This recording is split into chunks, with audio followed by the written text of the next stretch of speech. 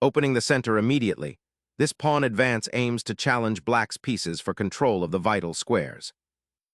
Mirroring white's central pawn push immediately challenges dominion over the core of the board. Developing this knight immediately challenges the pawn, aiming for rapid central control and opening lines for further pieces. Developing a knight to a natural square, this position now resembles a classic opening encounter. Unlocking the Ruy-Lopez, this bishop establishes immediate diagonal pressure, hinting at future queenside advances and potential king attacks. Striking at the pinned knight, this develops a piece aggressively while preparing to castle, challenging white's central dominance. Bolstering the e4 pawn, this subtle maneuver aims to solidify the center and prepare for a more robust pawn structure, possibly leading to a quieter strategic battle. Challenging white's central pawn structure, the bishop now eyes the f2 square, hinting at aggressive intentions. Securing the d4 square and preparing a pawn storm expansion, this quiet maneuver intends to consolidate white's central presence. Securing the king's safety now prepares for central operations and potential pawn pushes. Pinning the knight now offers white a way to disrupt black's harmonious development and potentially create weaknesses around the king if it remains on the king side. Developing the king's bishop to e7, a solid choice, clears the path for queenside castling and bolsters the central pawn structure, subtly preparing for potential pawn advances later in the game. Securing the king's safety is paramount, and this castling maneuver brings the monarch to a much more sheltered position behind a pawn shield, ready for queenside operations and avoiding any immediate threats on the king side. Solidifying the pawn chain, this quiet advance simultaneously prepares to liberate the c8 bishop and offers a potential foothold for a central pawn push later on, asserting a more balanced presence in the kingdom. Safeguarding the bishop's retreat and probing for potential pawn weaknesses later, this move avoids immediate complications while reinforcing white's structure. It anticipates black's desires to develop the queenside and prepares for a potential central pawn push by creating a safe haven for the g5 bishop. Challenging the bishop's influence on the king side, this pawn advance creates a slight but significant pawn structure modification, potentially limiting the bishop's diagonal for future operations, and also signaling a desire for queenside expansion or simply tidying up the pawn shelter. Initiating piece redevelopment towards the queenside, white seeks to liberate the bishop from its fianchetto, aiming for a more active diagonal and potential pressure on black's king's flank as the game progresses. Challenging white's bishop and forcing it to reveal its intentions creates an immediate pawn tension on the queenside, potentially opening lines for black's pieces later. Exchanging on c6 simplifies the pawn structure, potentially opening lines for white's rooks later, and forces black to recapture, altering their piece coordination and slightly weakening their kingside presence.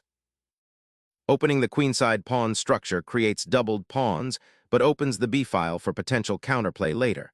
Consider how this liberated b-file might influence pressure against white's queenside. This structural change fundamentally alters the dynamic, offering both weaknesses and opportunities. Unblocking the c-file and preparing to support a potential d4 pawn push, the knight embarks on a journey towards its central strongholds, aiming to consolidate white's development and offer flexibility for future play. Unlocking the c-file for the rook offers intriguing possibilities for future pressure, while simultaneously reinforcing the e5 pawn. Opening the center so decisively with d4 shatters the pawn structure, creating a symmetrical but potentially unbalanced situation for black's doubled c-pawns. Unlocking the d-file with this capture immediately opens new avenues for your rook and queen, potentially challenging white's central pawn structure and offering counterplay. Opening the c-file presents an immediate strategic opportunity, forcing black to contend with the open long diagonal leading towards their uncastled king. A contemplative repositioning, the bishop retreats to the relative safety of f8, abandoning its earlier aggressive post on c5. This maneuver seeks to avoid further harassment by the advancing pawns and potentially redeploy to a more central file once the tension eases, perhaps on g7 or even b7, if circumstances allow for a fianchetto. It also liberates the d6 pawn, which can now eye the central squares, and ensures the king's safety by keeping the diagonal clear from white's powerful light-squared bishop. Unlocking the c-file, white initiates a strategic realignment, eyeing potential pressure against black's doubled pawns and the newly opened avenue for the queen. Seizing the central pawn, an aggressive gambit is initiated, potentially disrupting white's pawn structure and opening lines towards their king. A bold recapture, sacrificing pawn structure for immediate tactical initiative and opening lines toward black's king. Reclaiming lost central space and developing the bishop actively, this maneuver aims to pin the knight and exploit the doubled pawns on the c-file, creating a more dynamic imbalance for black. Re-establishing knight presence on the kingside opens avenues for pressure on f7, and potentially facilitates a kingside pawn storm if the center solidifies. Opening the center with d5 is a bold attempt to disrupt white's pawn structure, aiming to pry open the position and create counterplay for black's pieces, particularly the bishop on f5 and the rook on e8, while simultaneously challenging white's central control and potentially creating a passed pawn later if white recaptures carelessly. Suddenly, the queens become the primary actors, with white snatching a pawn and immediately creating a tactical skirmish that forces black to react, potentially disrupting their pawn structure and development plans. Recognizing the immediate threat of the knight fork, black prioritizes freeing their king's escape square and activating the bishop on f8, accepting a slight pawn structure concession in exchange for much-needed dynamic counterplay. The rook surges onto the semi-open c-file, a direct challenge to black's isolated queen's pawn and an assertion of control over this crucial corridor, potentially setting up future pressure against the c6 pawn or even a deeper penetration if the queenside opens further. The rook's journey to the 7th rank now aims to disrupt white's queenside pawn structure, potentially creating dynamic play along the open c-file and threatening to infiltrate the enemy position. Pushing the pawn forward like this aims to seize space and potentially disrupt black's central structure, creating a dynamic imbalance while simultaneously opening avenues for your pieces to become more active. Bringing the bishop back to d7 immediately addresses white's control of the d-file and prepares for a potential regrouping, perhaps aiming for c6 to defend the weakened pawns, or even a later reoccupation of the d5 square if the opportunity arises. Securing the queenside is paramount. This repositioning prepares to contest the crucial c-file and shores up the kingside pawn structure. Instead of defending the b7 pawn, consider the potential for black to unleash a powerful counterplay on the queenside and in the center by challenging the d5 pawn with c5. This move feels passive, allowing white to consolidate their central advantage and prepare further advances. Striking at the b7 rook with the queen, white aims to exploit black's slightly awkward piece placement, potentially forcing a retreat or further concessions.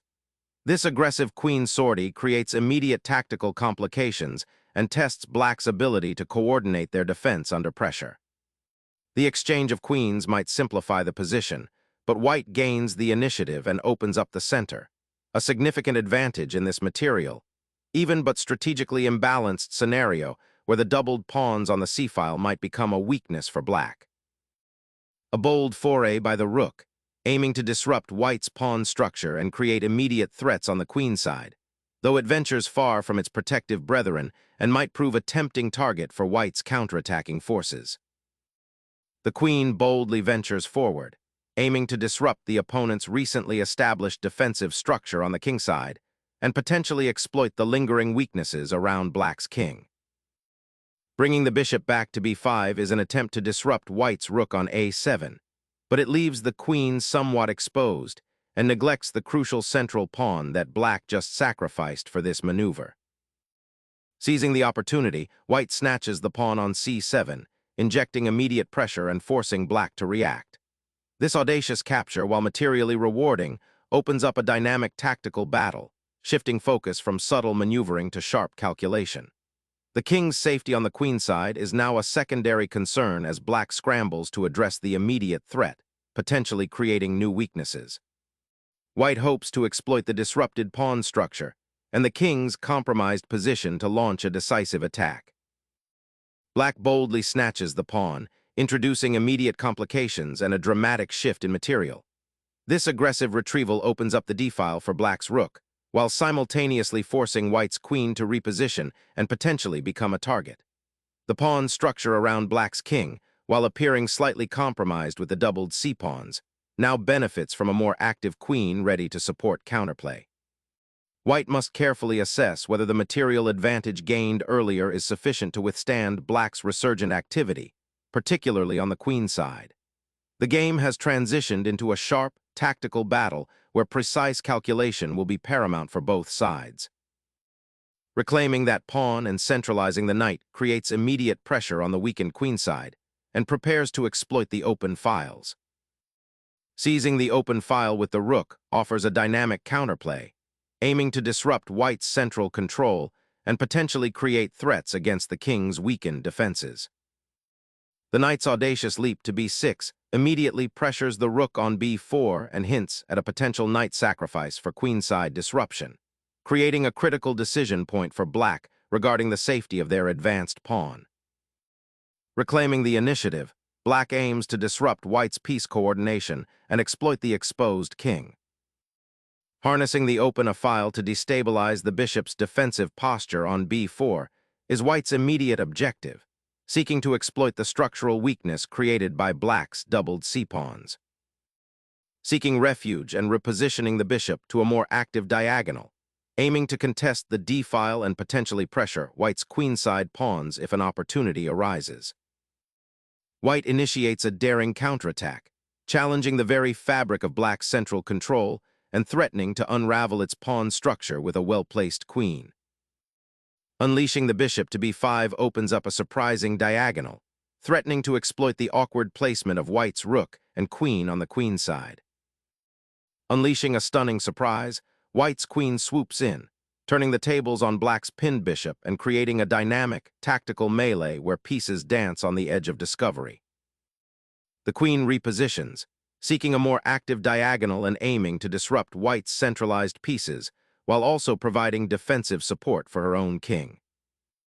Unleashing a decisive exchange, White sacrifices material to expose the Black king's sanctuary, forcing a king move and dramatically altering the material balance towards an advantage.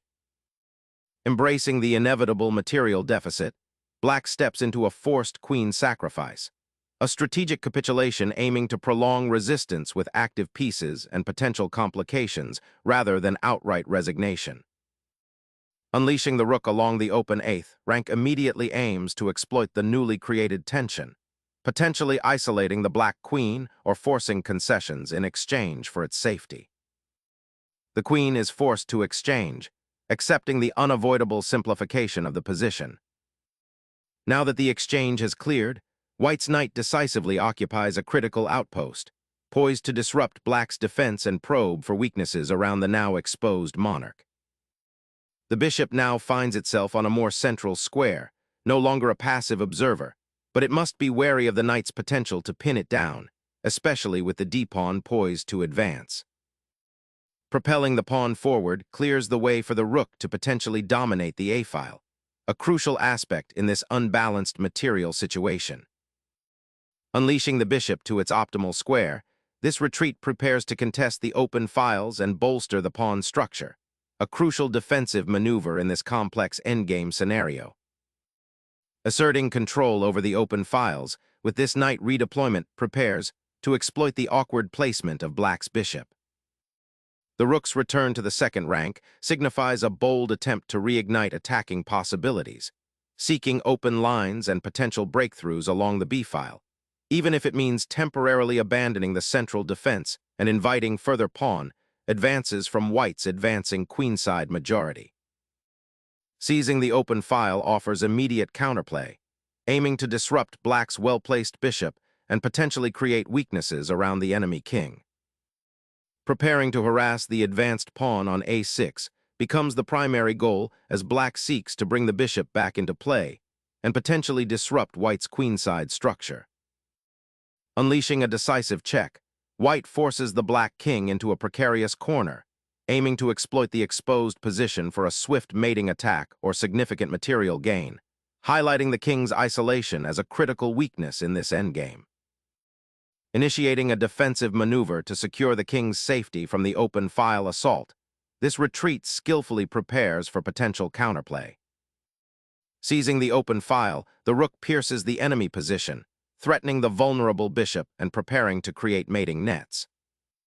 Capturing the pawn on a5 now, however tempting, might prematurely expose the black king to more direct pressure down the now open file if white can find a way to quickly bring their pieces to bear on that side of the board, and it also relinquishes an important defensive shield. Unleashing the rook's power, this aggressive advance aims to dislodge the bishop and exploit the weakened pawn structure, creating new attacking possibilities. Reclaiming the bishop offers a pawn, a necessary concession to untangle the beleaguered rook and potentially create some counterplay, though the material deficit remains a significant hurdle to overcome. Sacrificing the rook on a7 to eliminate black's active bishop on b6 opens a clear path for white's king to participate in the endgame, while simultaneously forcing black into passive defense with their remaining pieces. A last desperate attempt to disrupt the impending pawn avalanche by forcing the king into the open. The monarch bravely steps onto the checkered field, seeking refuge from the storm that has consumed the board, yet the looming presence of the rook on the open file hints at continued peril. Unleashing the bishop from its protective pawn shield, black injects a dynamic, if somewhat speculative, element into the endgame, aiming to create immediate activity and perhaps exploit white's slightly exposed king. Unlocking the dark-squared bishop's potential is paramount now, as the pawn structure has definitively settled around your monarch. The rook's infiltration to the third rank opens a fascinating strategic battle, threatening to unbalance the pawn structure and potentially disrupt white's coordination, aiming to create play on the queen side by leveraging the bishop's now compromised diagonal. The rook's relocation to the 7th rank initiates a potent pressure on black's king, aiming to exploit the compromised pawn structure and expose the monarch to further threats. Bringing the king to the action is a crucial part of surviving this tricky endgame, aiming to create escape squares and potentially participate in pawn races. The monarch scrambles for safety, yet the encroaching pawns and the rook's watchful eye suggest this king's retreat might be a short-lived illusion of security. Challenging the king's safety, this piece offering forces a decision, aiming to disrupt white's coordination and exploit the exposed monarch. A tactical explosion has settled, leaving the king exposed and vulnerable to the enemy rook's advancing. The black rook, now positioned on the 2nd rank, seeks to exploit the exposed white king and the open file for potential counterplay. Pushing the g-pawn opens lines towards your king and creates potential attacking avenues, but strategically aims to gain space on the king side and potentially prepare for pawn advances like g5 or even g6, forcing black to react and perhaps misplace their pieces in the process of defending. Opening the king's defense to create counterplay, hoping to disrupt white's consolidated pawn structure and potentially expose the monarch in the ensuing chaos. Aggressively reclaiming lost material, this maneuver seeks to consolidate the queen's knight position and prepare for a final push against the exposed black king. Initiating a pawn break to challenge the pawn chain and potentially open lines for your rook. Pawns marching forward in the endgame can be a powerful weapon, but here, the unleashed pawns on the king side create a very inviting target for the opponent's rooks. Opening the h-file for the king's defense now feels a bit belated, as the pawn structure is already so compromised. The rook's repositioning aims to find a more active post, perhaps supporting a pawn push or contesting a key open file that has emerged. Discovering a check that forces the king into a precarious position, aiming to exploit the compromised pawn structure and open lines.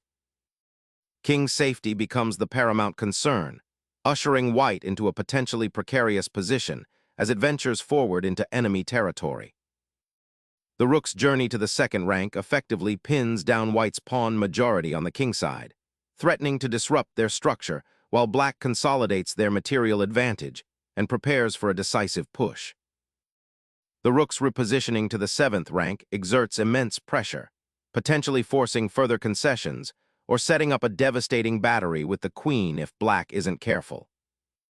The rook on g2 now aggressively probes white's weakened kingside pawn structure, aiming to exploit the exposed king and potential discovered attacks.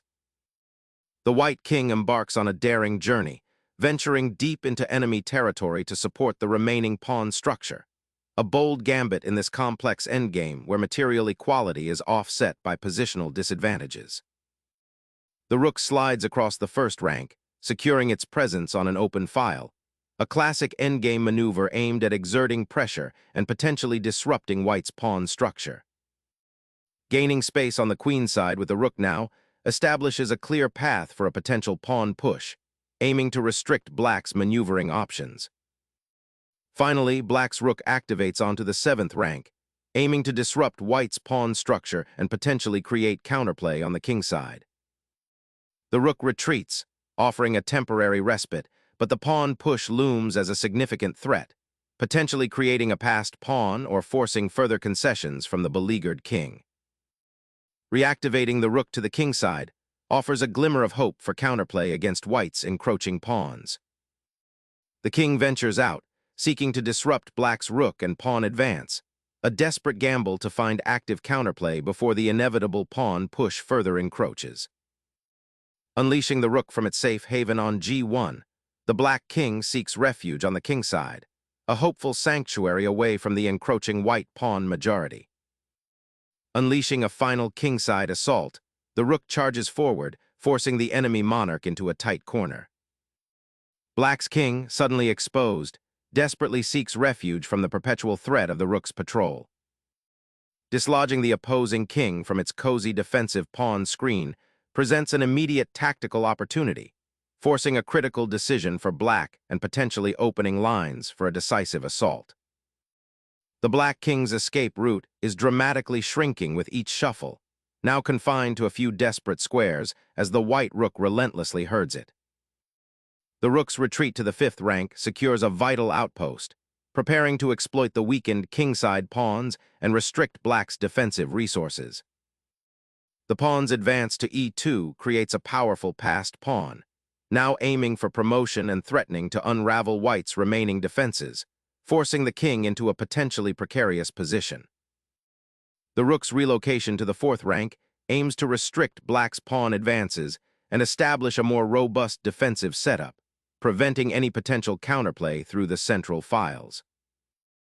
The rook finally finds a secure outpost on the 1st rank, preparing to challenge the lonely enemy pawn on g4. A decisive king march into enemy territory, embracing the pawn threat while simultaneously clearing a path for the rook to actively support the attack. The black king, having abandoned its shelter, now finds itself exposed in the center of the board, a beacon for white's remaining pieces to converge upon. Unveiling a newfound vulnerability in black's pawn structure, this king maneuver aims to exploit the exposed nature of the g-file. King hunting is clearly the objective here. Pushing the monarch towards the edge of the board with checks is the goal, aiming to corner it.